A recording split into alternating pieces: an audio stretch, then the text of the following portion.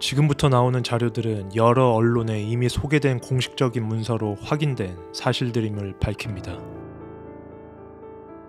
1982년 12월 14일 서울 구로구의 호암산, 한 여성이 고통에 몸부림치며 쓰러져 있다. 그녀의 앞에는 2대의 카메라가 설치되어 있고 한 남자가 흥분한 상태에서 카메라 셔터를 누르고 있다. 표정이 점점 좋아지네. 좋아, 약기운이 잘 퍼지고 있어. 움직이지 말어. 이건 예술이야. 계속해. 좋아. 이 남자는 청산가리로 서서히 죽어가는 여성의 모습을 21장의 사진에 담았다. 그리고 그가 경찰에게 말한다. 나는 단지 예술을 한 겁니다.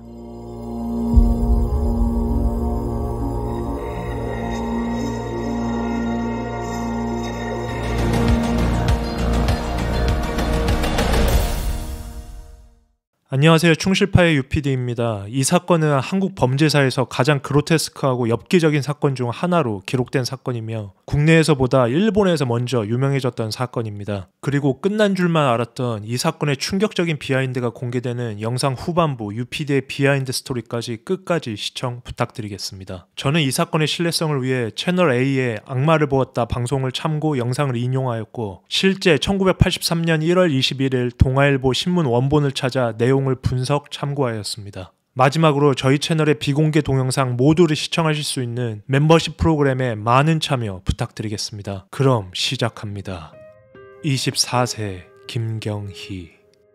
사건 당시 24이었던 김경희 씨는 대구에서 태어나 자랍니다. 1977년 대구에서 한 남성과 결혼해 2 아들을 낳았지만 남편의 심한 주벽, 폭력으로 인하여 가출하고 서울로 상경합니다. 그리고 1982년 11월 말 24세의 김경희 씨는 서울 강동구 가락동의 한 이발소에 면도사로 취직합니다. 그녀는 진양이라는 예명으로 불렸으며 청초한 외모에 맑은 이미지를 갖고 있던 여성이었고 경기도 성남시 신흥동에 2 아들과 거주하며 홀로 힘겹게 생계를 꾸려나가고 있었죠. 1982년 12월 13일 한 남성은 그녀가 일하고 있던 이곳을 방문했고 한눈에도 눈에 띈 외모의 경희 씨를 만납니다. 그는 자신을 국내의 여러 대회에서 입상한 프로 사진작가로 소개하며 접근합니다.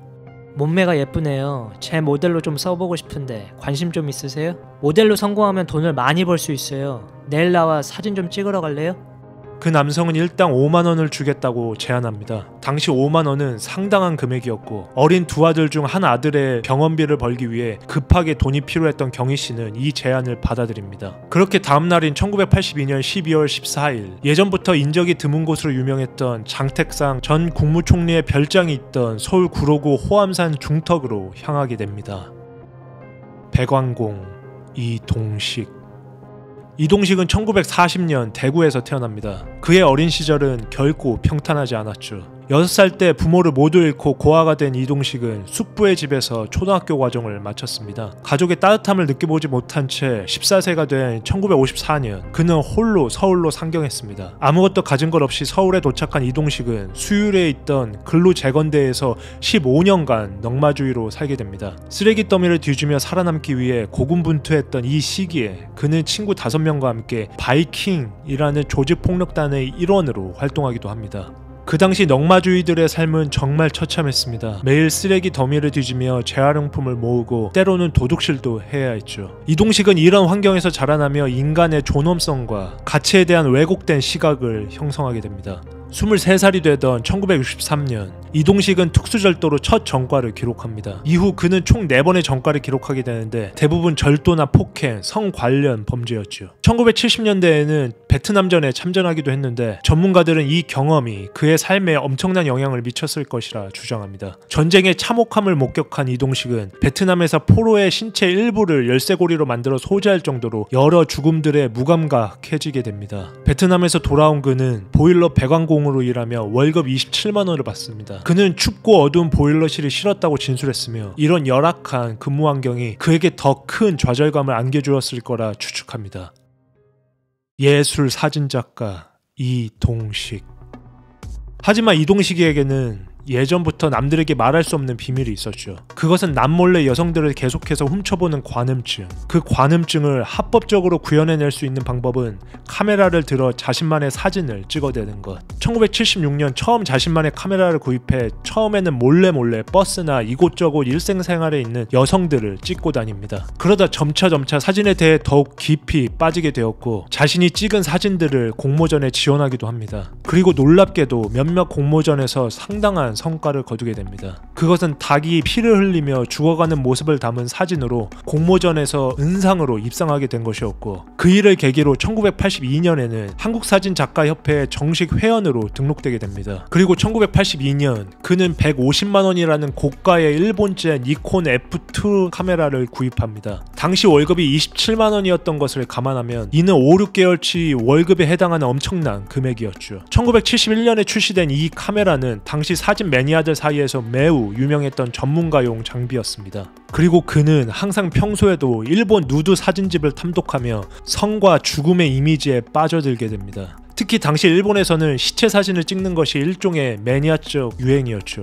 이동식의 작품 세계는 점점 더 어둡고 기괴한 방향으로 발전합니다. 그는 자신의 두 번째 부인을 모델로 네크리필리아적 일명 시체성애증 요소가 담긴 사진을 다수 촬영하기 시작했고 부인에게 죽은 척하게 하거나 끈으로 목을 감게 하는 등 변태적인 연출을 즐깁니다.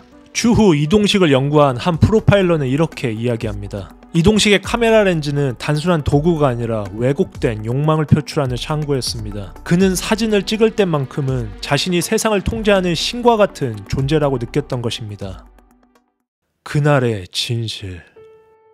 이미 경희씨와 이동식이 산에 오르기 전 이동식은 버스 정류소 옆 약국에서 감기약을 구매합니다. 그리고 같이 산에 오르죠. 호암산 중턱 숲풀 안으로 들어간 두 사람은 어느 지점에서 사진 찍을 준비를 합니다. 이동식은 자신이 가져온 2대의 니콘 카메라를 세팅하기 시작했고 경희씨는 추운 날씨에 자신이 누울 지점에 낙엽들을 평평하게 만들고 있었죠. 옷을 벗으면 감기가 들 거야. 미리 감기약 좀 먹어놔. 그는 이렇게 말하며 감기약과 캡슐 2알을 물약과 함께 김경희 씨에게 건넸고 그녀는 별 의심 없이 이를 복용합니다. 하지만 이미 그 감기약에는 청산가리가 들어있었죠. 청산가리는 이동식이 보일러 배관공으로 일하며 쉽게 구할 수 있었던 독극물이었습니다. 좋아.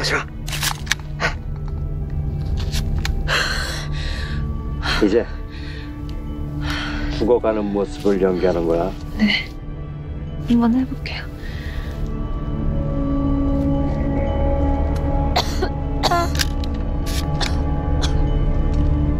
아이, 눈 떠! 아씨. 아, 미안. 아. 이동식은 그녀를 다그치며 제대로 표정을 지으라 했고 그녀는 열심히 표정 연기를 합니다. 그리고 포즈를 취한 지 30초가 채 지나지 않아 그녀는 실제로 고통스럽게 죽어갑니다. 그리고 이동식은 이 순간 이미 설치해둔 2대의 니콘 카메라로 약기운이 퍼져 고통스럽게 죽어가는 그녀의 모습을 촬영합니다. 총 21장의 사진에 담긴 그녀의 마지막 순간 그녀는 서서히 호흡곤란을 느끼며 고통스러워했고 이동식은 이 모든 과정을 광분하며 모두 카메라에 담습니다. 사망한 피해자의 손발을 묶기도 하며 옷을 모두 벗기고 촬영하기도 합니다. 추후 범죄 전문가는 말합니다. 이동식에게 김경희의 고통스러운 죽음은 그만의 예술작품의 일부였습니다. 그는 자신이 찍은 사진을 인간의 가장 극적인 순간을 포착한 예술이라고 생각했는데 이런 말도 안 되는 망상과 삐뚤어진 의식은 그를 계속해서 파괴합니다. 그녀가 사망하고 모든 사진을 찍은 후 이동식은 그녀의 사망한 시신을 대충 여러 낙엽들로 덮고 옷가지와 신발을 40m 떨어진 곳에 버린 후 홀로 그 산을 내려옵니다. 시신 발견과 수사. 1983년 1월 초 구로구 호암산에서 놀던 아이들이 낙엽 더미 속에서 김경희 씨의 시신을 발견합니다. 범행 후 약 28일이 지난 시점이었고 처음에는 날씨가 추워 시신이 꽁꽁 얼어있기도 했고 온몸이 나체 상태였기에 아이들은 시신을 마네킹으로 오인했다고 합니다. 그리고 바로 경찰에 신고 경찰은 그녀의 시신을 수습합니다. 수사관들이 현장을 조사한 결과 피해자 김경희 씨는 저항한 흔적이 없었고 외상도 없었으며 다른 장소에서 살해돼 운반된 흔적도 없었습니다. 부패가 심하지 않아 지문을 확보할 수 있었고 경찰은 지문을 통해 3일 만에 시신의 신원을 확인합니다. 그리고 그녀의 거주지였던 성남에서 서울 구로구의 호암산까지 피해자의 이동 경로를 추적하기 시작합니다. 당시 과학수사 기법이 지금처럼 발달하지 않았음에도 불구하고 수사팀은 매우 치밀하게 증거를 수집합니다. 얼어가지고 그냥 마네킹처럼 이렇게 있었으니까 그대로 나가선 사진 찍은 그대로 있었으니까 어쩌면 저렇게 요염하게 하고 있느냐, 저렇게 활약을 해도 안 되지 않느냐. 경찰은 피해자 주변 인물 수백 명을 대상으로 판문 수사를 실시했고 김경희 씨의 동료들로부터 중요한 정보를 얻습니다. 이발소에서 김경희의 단골 손님 중 자신을 사진작가로 소개한 사람이 자주 찾아왔고 둘이 여러 사담을 나누었다는 진술을 확보하게 된 것이었죠. 이 정보를 바탕으로 수사망을 좁혀나간 경찰은 드디어 이동식의 집을 급습하게 됩니다. 그의 집으로 들어가자마자 걸려있는 여러 사진들이 눈에 띄었고 그가 찍은 사진 약 100여 장을 입수 분석합니다. 사진들은 주로 여성 나체 사진이나 칼에 찔린 모습, 목을 맨 모습 등 너무나도 충격적인 이미지들이었죠. 그러니까 부인을 모델로 해서 예를 들면 속옷 안에 사과 같은 걸 넣고 거기에다 칼을 꽂고 그 위에 토마토 케첩 같은 걸 뿌려서 피인 것처럼 연출하다가 실제로 한번 해보자 해서 대상자를 물색했던 거죠.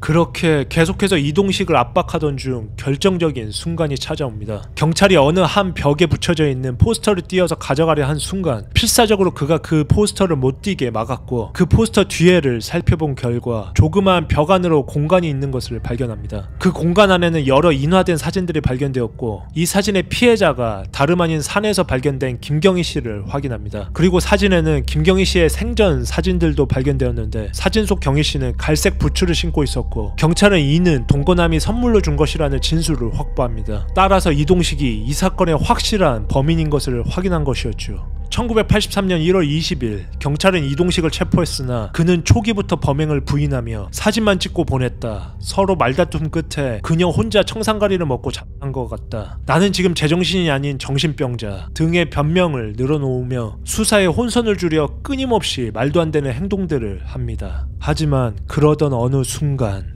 인정할 만한 객관적 증거가 있어야 하는데 단순히 범인의 진술밖에 없고 그걸 뒷받침하는 일이 없었습니다. 처지를 비관해가지고 너하고 나하고 같이 죽자할 때 그 사람도 동반자를 그럴 정도 긴박한 사정을 착할 그 사람 이쪽은 없었거든요. 결정적 증거. 이후 수사팀은 김경희 씨가 살해된 현장, 특히 사진 속 배경, 갈대, 나뭇잎 등을 철저히 비교 분석합니다. 호암산의 갈대와 사진 속 갈대가 일치했고 낙엽의 모양과 질감도 동일한 것으로 확인합니다.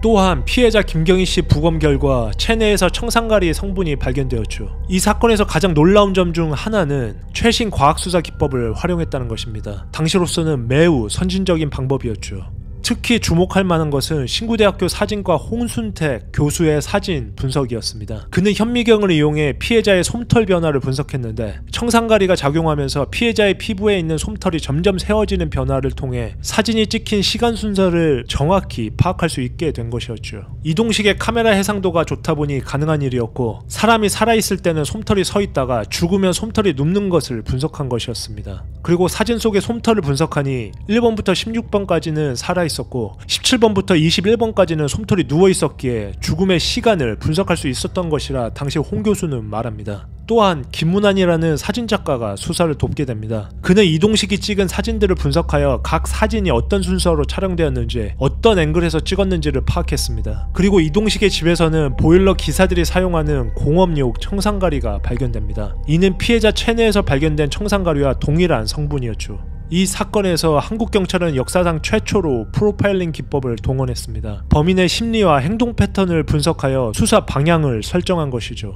이는 당시로서는 매우 혁신적인 수사 방법이었습니다. 하지만 그때 홍순택 교수의 피해자의 솜털 변화 분석은 추후 과학적인 방법으로 입증되지는 못합니다. 하지만 최소한 이 분석으로 인해 범인 이동식을 계속해서 추궁 압박할 수 있었고 그는 어느 순간 모든 것을 실토하게 됩니다. 예술가가 아닌 변태 살인마.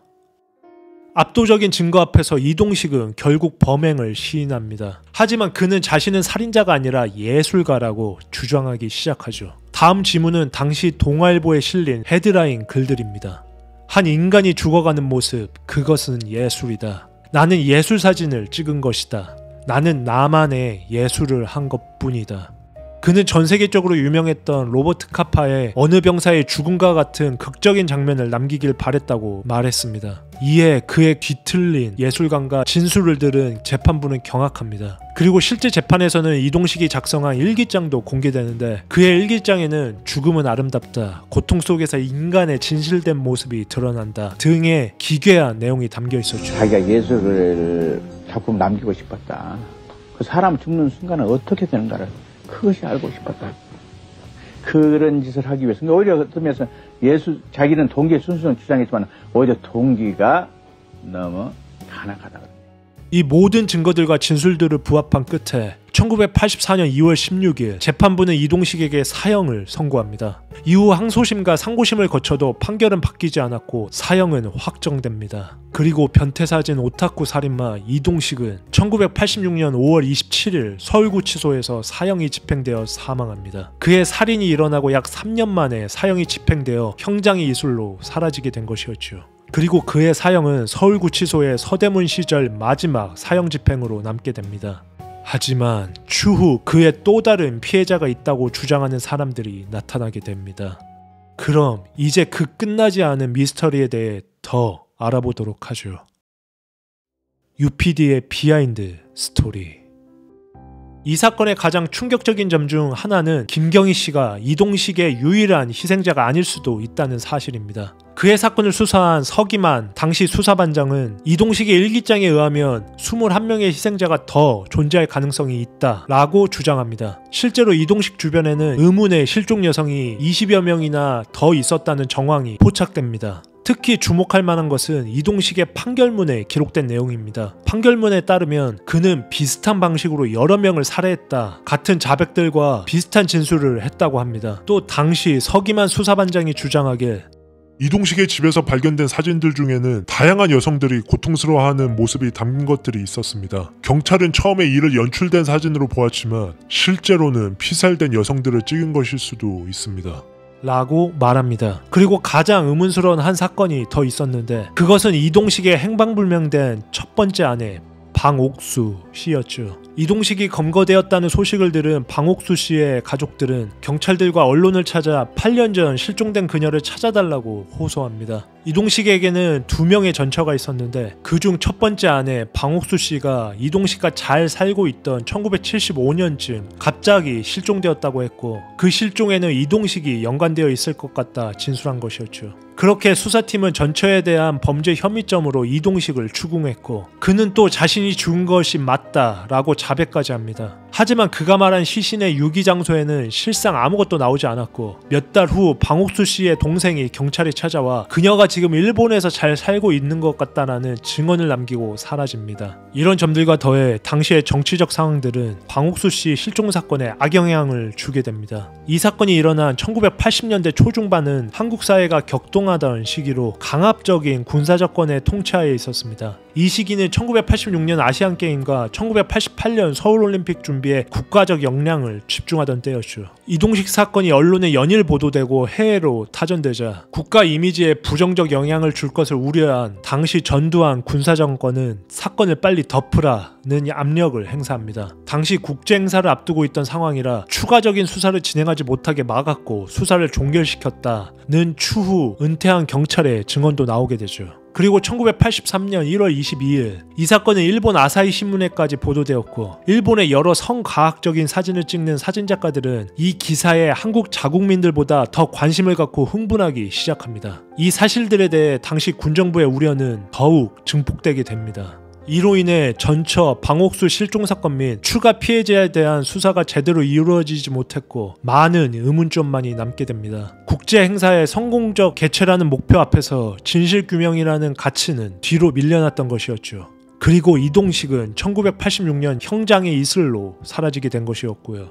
그럼 이동식은 왜 이런 말도 안 되는 변태 가학적 살인을 한 것이었을까요? 그의 범행 동기를 이해하기 위해서는 그의 심리 상태를 면밀히 살펴볼 필요가 있을 것 같습니다. 전문가들의 심리 분석 결과 이동식은 네크로필리아, 시체 성애증 성향을 가진 것으로 밝혀집니다. 그는 죽음을 가장 극적이고 아름다운 순간으로 인식했으며 죽어가는 모습에서 예술적 가치를 찾습니다. 이동식의 사진들을 분석해보면 그가 점점 더 극단적인 이미지에 매료되어 갔음을 알 수 있습니다. 처음에는 단순한 누드 사진으로 시작했지만 점차 폭력적이고 죽음과 관련된 이미지로 발전합니다. 그는 두 번째 부인을 모델로 네크로필리아적 요소가 담긴 사진을 다수 촬영합니다. 부인에게 죽은 척하게 하거나 끈으로 목을 감게 하는 등 기괴한 연출을 시켰습니다. 이 점은 실제 그의 사형 판결문 안에서도 기재되어 있습니다. 그리고 베트남전 참전 경험도 그의 심리에 큰 영향을 미쳤을 것으로 보이죠. 위에서도 언급했듯이 베트남전 참전 시 가져온 것으로 추정되는 신체의 일부를 열쇠고리로 소지하고 다니기도 했다고 합니다. 이동식은 한 달 월급 27만 원에 보일러실 기사 일을 하면서 춥고 어두운 보일러실이 싫었다고 진술하기도 했죠. 그에게 카메라는 일상의 무력감과 좌절에서 벗어나 자신만의 권력을 행사할 수 있는 도구였던 것이었습니다. 아무쪼록 이 사건 피해자인 김경희 씨와 실종자 방옥수 씨의 명복을 빕니다. 다음 사건 파일이 궁금하시다면 구독, 좋아요, 알림 설정 부탁드리겠습니다.